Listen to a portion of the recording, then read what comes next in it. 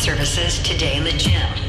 This is confidential. Your parents will not be notified. I'm Garrett Soldano, and I don't co-parent with the government. My pronouns, conservative, patriot. The woke groomer mafia wants to indoctrinate and subjugate our kids to their warped fantasies. It's time to fight back. As governor, I'll turn Michigan into the parents' rights capital of America and transition Walt Whitmer out of office. Garrett Soldano for governor. Garrett Soldano, governor. He's running for governor in Michigan. And he's talking about, of course, his pronouns are, I don't know what he said, guns and Jesus, something like that. So if you remember, this guy is also a chiropractor from Kalamazoo, and he has little to no political experience, but he's definitely very loud as there's children playing in his backyard. This was pointed out by Emily, if you guys run that again. There was 2 girls in swings in that backyard, yet in his family photo, there's like boys, am I right? I don't know who these children are in his backyard. They're just there for campaign graphics, I suppose. So more details about who this guy is. Like his position on abortion, when he was on a podcast with a former weather reporter, April Moss. Moss asked Soldano whether he planned to implement something like Texas's abortion law, which bans termination after 6 weeks of pregnancy if he was elected governor. And he says, I'll do everything in my power to make sure that happens. And he explained that he believes life starts when DNA is created.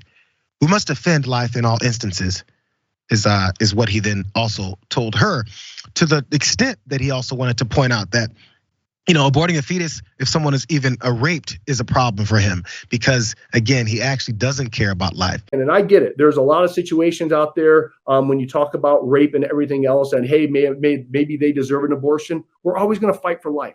And I have a great personal story of one of my mentors. And he was going through life and he was adopted. So he started to look up his birth family to figure out who they were. And he figured out that his mom was gang raped in a subway train station by 5 guys. And it kind of like tore out his heart when he found that out. But then he started to really appreciate and understand what his birth mother went through, that she had the courage to deliver him. But however, how about we start inspiring women in the culture to let them understand and know how heroic they are and how unbelievable that they are, that God put them in this moment and they don't know that little baby inside them may be the next president, maybe the next person that changes humanity. And so we must always protect that DNA and allow it to have a voice. He doesn't care about people that are already here. It goes along the Republican line, which apparently is why he feels that he can win. But still, under normal circumstances, you'd say no one really listens to people like this. But we keep seeing the Lauren Boeberts, the Marjorie Taylor Greens, and the Matt Gaetzes, and the Jim Jordans show up in our Congress. And you can't really rule this guy out.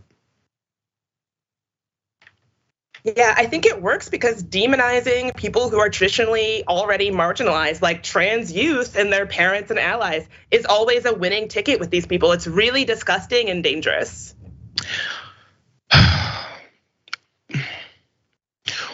Is it a society change problem or something with just literally fleshing out the politicians? It's an ongoing question no matter what the topic is. Are we gonna change what's happening in society? Or are we gonna change what these politicians are doing? Because they're only responding to what's working. And this is just what's working lately. They weren't doing this as much before. They're open about it and being like, oh yeah, if you have a kid that's trans, then you don't deserve to have them anymore. Like, we're going extreme, but it's becoming seen as norm. I don't know. Maybe we can change this up eventually at some point. Yeah, and it's like these people they have nothing else to offer except for scams and stunts and bullying people who are marginalized. They're not governing, they're not offering solutions to people's problems or issues in America. All they have is these little scams and stunts. It's very sad.